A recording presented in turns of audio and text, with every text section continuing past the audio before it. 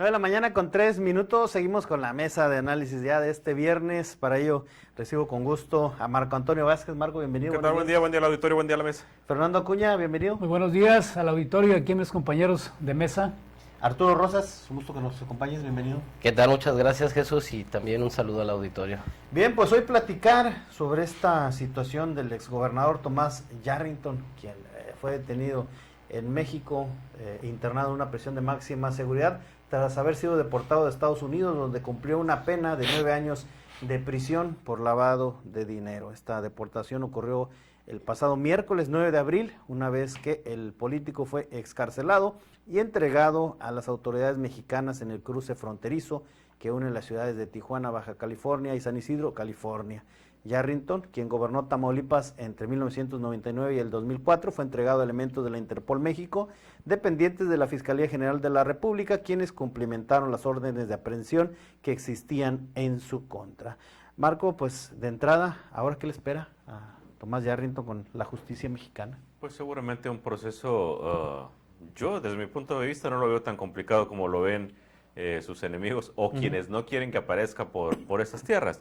Y te voy a decir por qué. Porque a muchos de sus colaboradores ya los persiguió la justicia en la época de Felipe, ya los persiguió la justicia poquito más en la época de Peña Nieto, y no les hicieron nada. E incluso a algunos de ellos, como a Pablo Zárate, como a los otros que decían que tenían riquezas del otro lado, casi les piden disculpas y les regresan el dinero, porque ya lo tienen. O sea, esa es una realidad, que a la gente que estaba cerca de él no le han hecho absolutamente nada. A los empresarios que decían que colaboraban con él no les hicieron absolutamente nada. Según tengo entendido, Fernando Cano y todos los demás se pasean muy tranquilos por estas tierras y vienen de vez en cuando. Entonces, no sé con qué elementos la Fiscalía haya logrado que se le liberara una orden de presión al exgobernador.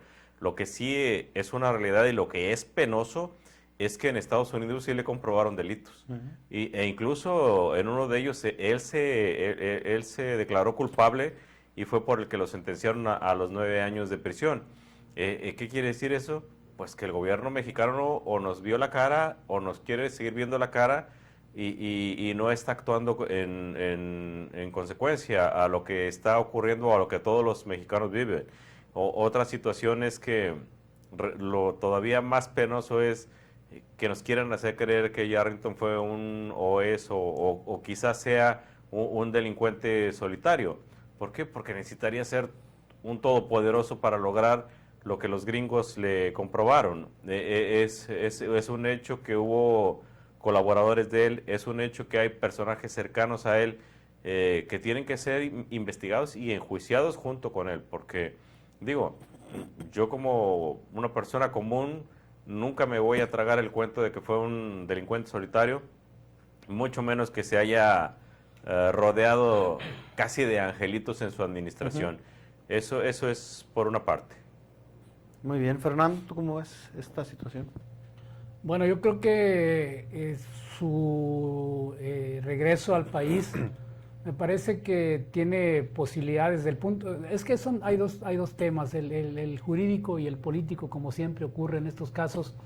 Entonces, creo que desde el punto de vista jurídico, sus abogados están en posición de, pues ahora sí que de lavarle la cara, de limpiarlo de todos los temas que trae. En Estados Unidos, pues sí, él tuvo que declararse culpable de algunos cargos, pero yo creo que el cargo de narco como tal, yo creo que no se lo acreditaron los gringos. Entonces no tiene por qué aquí en México cargarle ese tipo de delitos. Ahora bien, políticamente, ¿quién ha sido Tomás Yarrington? A mí, como reportero, me tocó estar muy cerca de él en cuanto a la campaña. Yo incluso escribí un libro sobre él. Ya desde aquel entonces creo que se adelantaba a los tiempos de AMLO y hablaba de un poder, un ejercicio humanizador del poder, la política como humanización del poder. Y bueno, un hombre que que venía de una clase trabajadora, ni siquiera de una clase media en Matamoros, su ascenso político vertiginoso, llega al PRI estatal, llega a la presidencia municipal de Matamoros, y posteriormente creo que aprovecha muy bien una coyuntura que no se había dado antes en Tamaulipas. Tomás llega a la gubernatura como figura local y desplaza a las figuras centrales, que siempre, hasta ese entonces, los gobernadores llegaban a Tamaulipas bendecidos por el centro del país, ¿verdad? Por el presidente de la República en turno. En este caso, cuando le toca al presidente Ernesto Zedillo, Tomás Zedillo se desentiende de la política priista y entonces cede ciertas facultades, y es en los estados donde se hace el juego, ¿verdad? Del poder, y así Tomás llega a la gubernatura, o sea, como una opción local.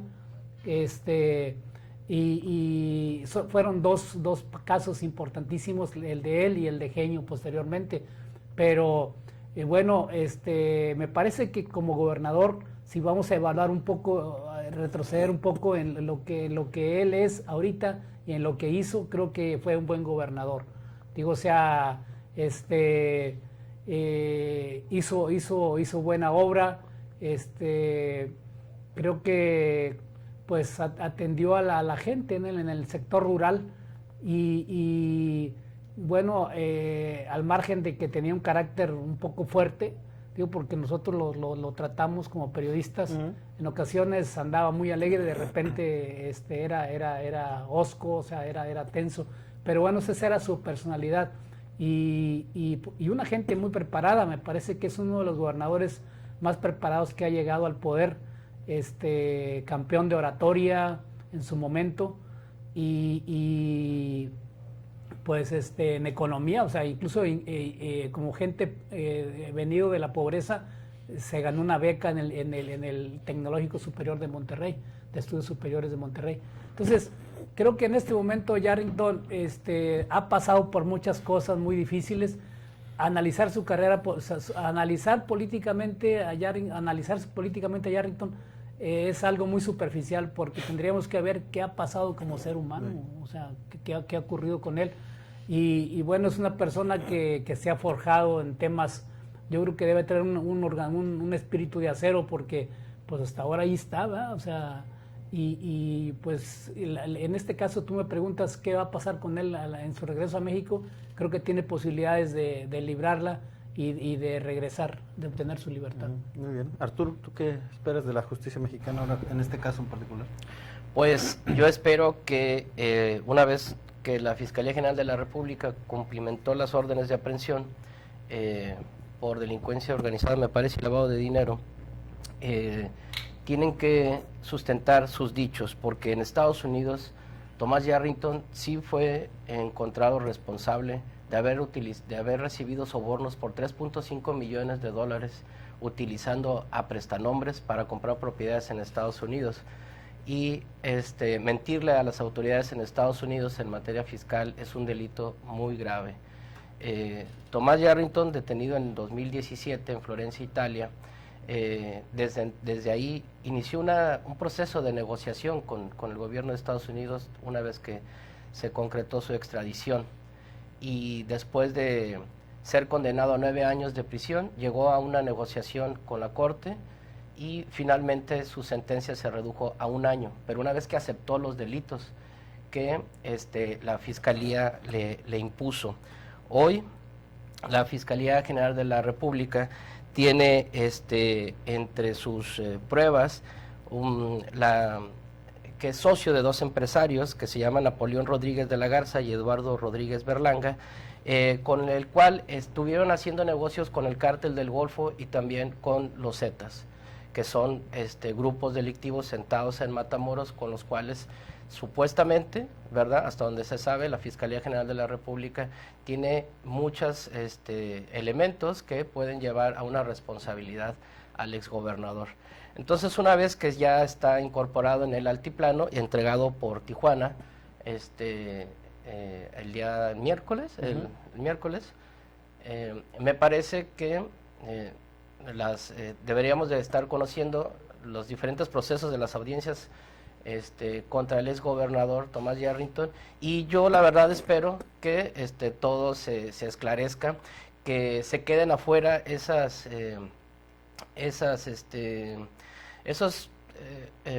pensamientos o conjeturas que se están haciendo sobre la posibilidad de que aquí en México todo se puede resolver, o que el gobernador lo puede, el exgobernador lo puede resolver platicando o negociando. Una vez que se ha dado todo este proceso y de la forma en que salió del país, acuérdense que cuando fue detenido él traía documentación falsa, traía hasta un INE también con otro nombre falso, entonces te hablaba de que traía un proceso de culpabilidad en lo interior incluso, ¿no? Él sabía que estaba siendo perseguido y que tenía una responsabilidad, al menos hasta ese momento así se lo indicaban los elementos. Hoy yo espero que la Fiscalía General de la República tenga los suficientes elementos para comprobar, y si no hay elementos, pues seguramente pues obtendría su libertad, ¿verdad? Pero no es un proceso que vaya a ser rápido, no creo. Fácil. Marco, como en en toda situación similar, obviamente, pues los amigos y miembros del partido se desmarcan, ¿no?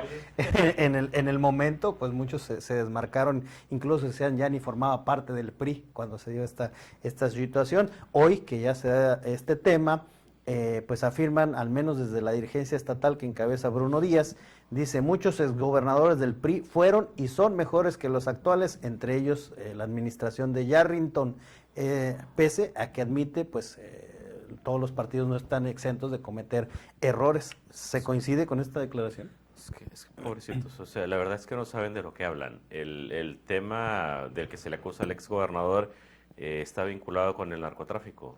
Y el narcotráfico en Tamaulipas está vinculado con la violencia, y está vinculado con los secuestros, y está vinculado con los desaparecidos, y está vinculado con los graves problemas que atravesamos ahora. O sea, ¿cuándo fue cuando se sembró esa semilla que hoy está floreciendo como es la delincuencia? Pues se sembró en la época de Cavazos, se sembró en la época de Tomás, se sembró, incluso tendríamos que analizar los gobiernos federales, y te aseguro que también por esa misma época fue cuando se fue gestando la violencia que hoy vivimos. O sea, realmente hablar como lo hace el señor del PRI, Bruno Díaz, es ser cínico, es ser sinvergüenza, es no tener ni la mínima visión de lo que es la gobernabilidad o lo que son los gobiernos o lo que aspiramos o la situación en la que vivimos todos los mexicanos. No se puede calificar de buen gobierno, así haya hecho obras extraordinarias, lo que nos llevó a vivir 15 años de terror, 15 años de que no sabías si los tuyos iban a regresar al día siguiente o en la noche a tu casa. O sea, eso no son buenos gobiernos, eso es ser cínico, eso es no tener vergüenza, y lo que hace el PRI es nada más una muestra de por qué se están hundiendo, porque son o hipócritas o realmente ni siquiera saben dónde están. Y por lo demás, pues de que si fue un buen gobierno tendrías que calificarlo luego en otras condiciones. Humanista, pues tendrías que buscarle en qué fue humanista, porque realmente no le vimos mucho beneficio al pueblo. ¿Hizo obra? Sí hizo obra. Ahí sí, en la parte esa de brindar o mejorar algunas cosas, ahí sí hay que reconocerle, por ejemplo, la Rumbo Nuevo que la corrigió, que la hizo de tal manera que dejamos de sufrir muchos accidentes y muchos muertos por la carretera vieja. Y hay muchas cosas más que se le tienen que reconocer como obra pública. Pero yo insisto, de ahí a calificar como buen gobierno el de Tomás o el de Cavazos Lerma o el de otros, realmente los priistas por eso están en la calle, por eso se lo está llevando a la fregada, porque no tienen la mínima idea de lo que se gestó en esa época en Tamaulipas. Bueno, para ser más concreto, en la época de Tomás empezó a florecer Cabeza de Vaca, el ex gobernador Cabeza de Vaca. Entonces, pues, ¿de qué me estás hablando? Me estás hablando de muchas complicidades, me estás hablando de un sistema que fue corrupto o que por lo menos en Estados Unidos se lo comprobaron, y que yo insisto, o sea, sería muy penoso que el ex gobernador pagara solo, si es que es culpable, los delitos. Yo insisto que tienes que buscarle y escarbarle bien a quienes colaboraron con él, a quienes estuvieron cerca, a quienes hoy le aplauden que diciendo que fue un buen gobernador. Te digo, es sospechoso que lo digan de esa manera, a menos que sean completamente ignorantes, no se entiende su forma de interpretar la política. Eso es por hablar de lo que realmente nosotros vivimos los tamaulipecos, de lo que realmente sufrimos la gente de la calle.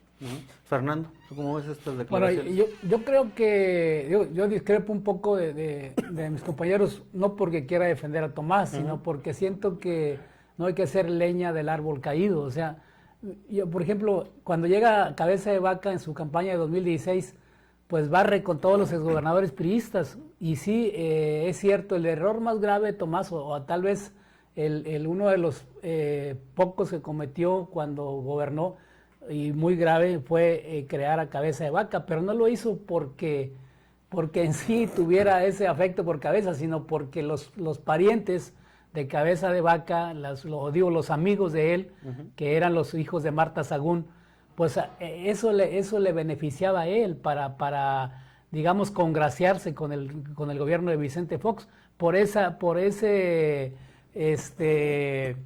digamos que por esa rendija, por ese hueco entró Cabeza de Vaca al poder político en Tamaulipas y no lo reconoció. Cuando llegó al poder, dijo que todos los demás eran corruptos, el PRI, los gobernadores del PRI eran corruptos, eran narcos. Y bueno, pues ¿cómo termina él? Aquí la diferencia que se establece es por qué a un exgobernador como Tomás lo persiguen, le fincan cargos. Y yo no digo que sea un santo, ¿verdad?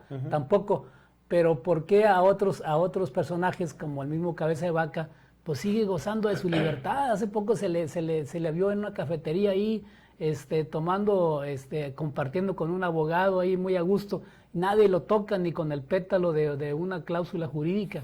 Entonces, creo que hay diferentes, o sea, que la justicia mexicana, incluso la misma justicia mexicana, y la justicia estadounidense, o sea, son ciegas para algunas cosas y abren mucho los ojos para otros. Entonces, creo que por ejemplo, ahí tenemos a un exgobernador acá del sureste también, de apellido de Madrid, que pobrecito está todo ahí ya todo anémico, se le ve incluso con señales en los brazos, de las jeringas y todo lo que le han hecho. Y le digo, mientras otras gentes, por ejemplo, Madrazo, pues Madrazo fue un exgobernador corrupto también que cometió fraude, o sea, fue el origen de su pleito con AMLO.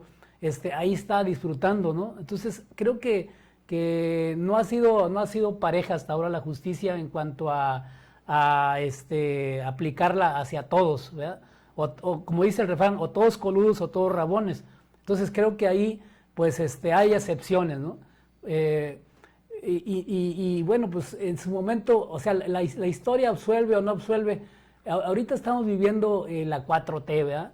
Y en su momento vivimos el yarrintonismo, el geñismo, pero pues cada quien tuvo su momento, se les aplaudió, ¿verdad? Pues en su momento todo el mundo mediáticamente los aplaudieron. Entonces ahora golpearlos, pues bueno, o sea, a toro pasado, pues es algo cuestionable, ¿no? Muy bien. Bueno, pues acompáñenos a una pausa comercial, no tardamos y volvemos con más de esta mesa de análisis.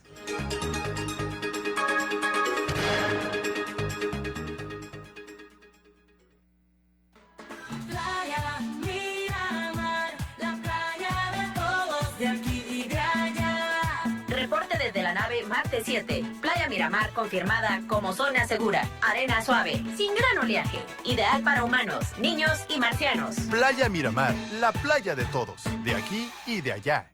Gobierno Municipal de Ciudad Madero. Prosperidad para todos. En Coppel, encuentra todo para tus vacaciones. Prepárate con hasta 30% de descuento en bocinas Bluetooth, 40% en muebles de jardín y 25% de descuento en albercas y asadores. Mejora tu vida. Coppel. Consulta códigos participantes en tienda y coppel.com. Vigencia del 29 de marzo al 20 de abril del 2025. Presenta tu declaración anual 2024 de personas y contribuye al bienestar de México. Hazlo con tiempo, no lo dejes pasar. Solo necesitas tu RFC y contraseña o e-firma activa. Recuerda que tienes del 1 al 30 de abril. Ingresa a sat.gov.mx y visita el minisitio de declaración anual 2024 de personas para conocer todos los detalles. Cumplir es muy fácil. Hashtag Declara 2024. Servicio de Administración Tributaria. Secretaría de Hacienda y Crédito Público. Gobierno de México. Arma tus vacaciones con los descuentos del Sol. Hasta el lunes 28, aprovecha el 30% de descuento en todas las maletas y maletines G-Pack y 30% en todos los bloqueadores Nivea, Banana Boat y Hawaiian Tropic. Del Sol merece tu confianza. Todos quieren incrementar sus ventas, pero no todos saben lo que tienen que hacer. En ORT te ayudamos para que aumentes tus ventas con una perfecta generación de ideas y estrategias efectivas de acuerdo a tu negocio. Con inteligencia y la mayor audiencia, te garantizamos resultados. Contigo somos más, te ofrecemos más. Anúnciate con los líderes de la radio. ORT Ventas 834-318-2424. Refaccionaria Ruiz te ofrece este mes grandes promociones en las juntas homocinéticas y masas de la marca Ruiz, con la más alta calidad y al mejor precio, con hasta un 15% de descuento sobre precio de contado. Recuerda, tu seguridad y la de tu familia es muy importante para nosotros. Visítanos en nuestras sucursales. Utiliza tu tarjeta Premia que te da cashback en todas tus compras. Refaccionaria Ruiz, con las mejores promociones para ti.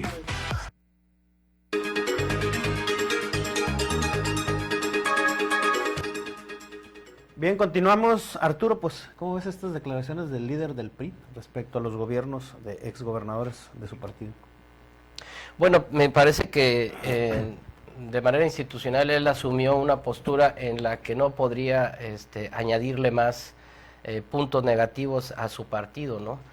Sin embargo, debió haber, este es el momento, o estas son las circunstancias en los que dirigentes del PRI deberían de ser autocríticos también y también asumir la responsabilidad de lo que pasó y salir con otro discurso de una mejora en la política. Quizás perdió la oportunidad y se entiende porque pues es muy novato, ¿no? Es muy joven este dirigente que tiene el Partido Revolucionario Institucional. Y creo que los demás actores han tenido prudencia en hablar sobre el caso o al menos no han tenido en todo caso la importancia para los medios tomar alguna opinión y cubrir en sus páginas o en sus espacios de radio y televisión alguna otra expresión sobre la situación por la que está pasando el exgobernador, que a mí me parece que siendo honestos hay una larga historia sobre ese proceso que mencionaba Marcos, que sí hubo una etapa en donde comenzó a contaminarse con mayor intensidad la delincuencia organizada en los gobiernos estatales. Y no solamente en Tamaulipas, ahí se vivió una generación de gobernadores que comenzaron a dar paso a la delincuencia organizada en los espacios. Cuando llega el momento de la peor crisis en los gobiernos, y no particularizo porque seguramente mis compañeros no me dejarán mentir, la delincuencia organizada cuando observa que estaba pagando las campañas a los delincuentes, decide por qué nosotros no agarrar el poder, ¿sí? Y es ahí donde hay yo leí algunos análisis, algunos artículos en El País y en la revista Proceso, donde incluso señalaban al exgobernador Cabeza de Vaca como el primer gobernador que formalmente venía de grupos delictivos. Y no solamente financiados, ya formaba parte, y eso es delicado también. Y son artículos muy serios y son investigaciones que se han generado, que están allí en la prensa, ¿no? Y que pueden ser comprobables en las investigaciones. Y en esa parte de ahí coincido con Marcos, porque yo creo que realmente después del gobierno de Cavazos Lerma se rompe esa institucionalidad y comienza a ensuciarse con mayor intensidad los gobiernos con la delincuencia organizada. Muy bien, Marco, también pues otra declaración fue la de la diputada Mercedes del Carmen Guillén Paloma, quien dice que aunque no fue su amiga, pues dice pronto habrá de salir, ya que ella metería las manos al fuego por el exgobernador. No fue su amiga. Y dice que no fue su amiga, que fue su colaboradora, más no su amiga. Y que bueno, lo ve en un futuro no muy lejano de vuelta a la política. Bueno, pues Paloma tendría que explicar también, no, digo, está padre que diga esas cosas, pero ella fue su procuradora, si mal no recuerdo. O sea, ella tendría que explicar muchas cosas también de lo que acontecía.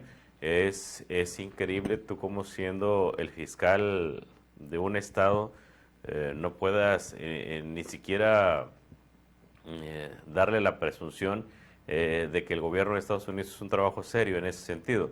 Creo que Mercedes del Carmen Guillén Vicente debió optar por el silencio. Creo que calladita se vería más bonita y debió primero presentarse ahí ante las autoridades y investiguenme para que vean que, digo, desde mi punto de vista, porque ella fue procuradora, ella tendría que explicar muchas cosas también de las que se gestaron en ese tiempo. Yo insisto, yo no me trago la idea de que Tomás Yarrington era omnipotente, todopoderoso, no me trago la idea de que él pudo haber hecho y deshecho él solo. Tiene que tener personajes, no solo los que mencionó Arturo al principio de su comentario, y que por cierto los dos, si mal no recuerdo, andan muy libres y alguno de ellos aquí en Victoria. O sea, eso es lo que no me trago yo. O sea, no pueden ser nada más dos personas, no puede ser,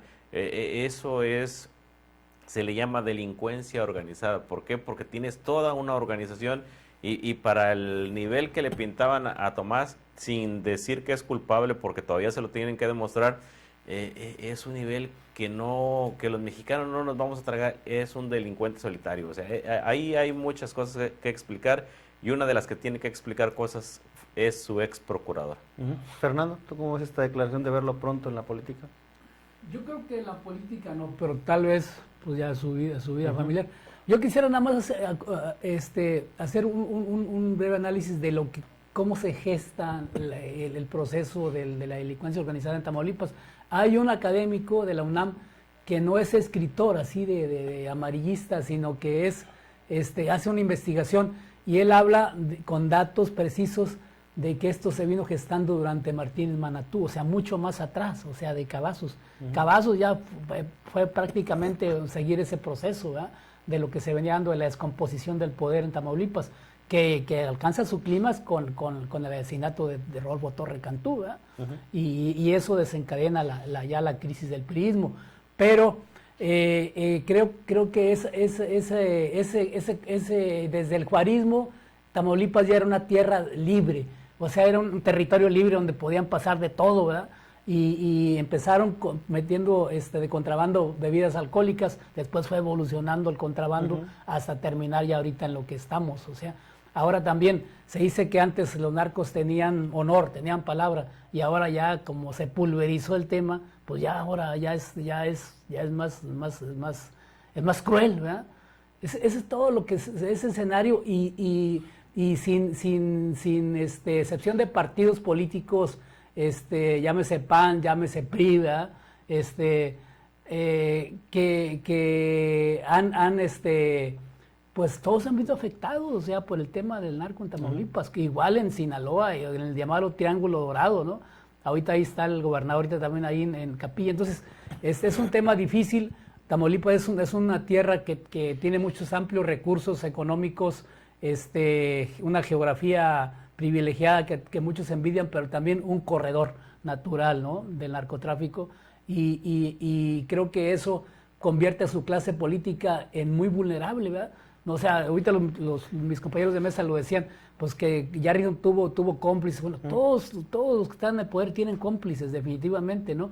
Y también dicen que para que exista un culpable tiene que haber un corruptor o alguien que lo permita. También las autoridades de su momento de seguridad en su momento lo permitieron, ¿verdad? O sea, es decir, hay mucha gente involucrada, o sea, nada más que, bueno, pues como eran en su momento fueron las cabezas de las instituciones, pues ahora los tienen ahí bajo, ya digamos, como fincándoles culpabilidad o responsabilidad. Pero Si vamos a hablar del tema de la delincuencia organizada en Tamaulipas, hay no un libro, hay un tomo completo de muchos libros que se pudieran escribir. Obviamente que pues es complejo, es difícil, porque no existen las condiciones y creo que en este caso la federación, tanto tanto en los sexenios anteriores como en creo que todavía sigue habiendo lagunas ahí, no hay garantías para nadie. Entonces optamos por el silencio, todo el mundo opta por el silencio. ¿Por qué? Porque y abordamos este tipo de temas cuando en este caso específico se da con un exgobernador, pero hay muchas gentes involucradas en todo esto. Muy bien. Arturo, ¿cómo es estas declaraciones de Paloma? Oh, bueno, me parece que la diputada estuvo muy cerca de este gobierno, ¿no? Y sí creo que conoce mucha información, sabe quién es de carne y hueso Tomás Yarrington y lo que hizo en ese gobierno, ¿verdad? Se ha escrito mucho sobre los temas de la delincuencia organizada y de los gobiernos. Tener la verdad, pues solamente los personajes que están adentro de ese proceso lo saben, ¿verdad? Nadie tenemos a ciencia cierta, salvo basados en las investigaciones que se hacen, nada más. Fuera de ahí, bueno, pues no hay otros más elementos, ¿verdad?, para poder comprobar. Y me parece que en este caso, ojalá que se pueda hacer las comprobaciones necesarias, ¿no? Y si es responsable Yarrington, pues seguramente va a tener que cubrir ese costo. Muy bien. Gracias, Marco Antonio Vázquez. Buen día para todos. Gracias, Fernando Acuña. Gracias, mi amor. Gracias, Arturo Rosas. Un gusto saludarlos a todos. Gracias a usted que nos acompañó. En nombre de todo el equipo de ORT Radio, de nuestro director general, ingeniero Enrique Cárdenas del Avellano, le agradecemos el favor de su atención. Lo esperamos el próximo lunes. Que tenga un buen fin de semana. Recuerde que si usted está informado es porque está en ORT Noticias. Estás conectado con X.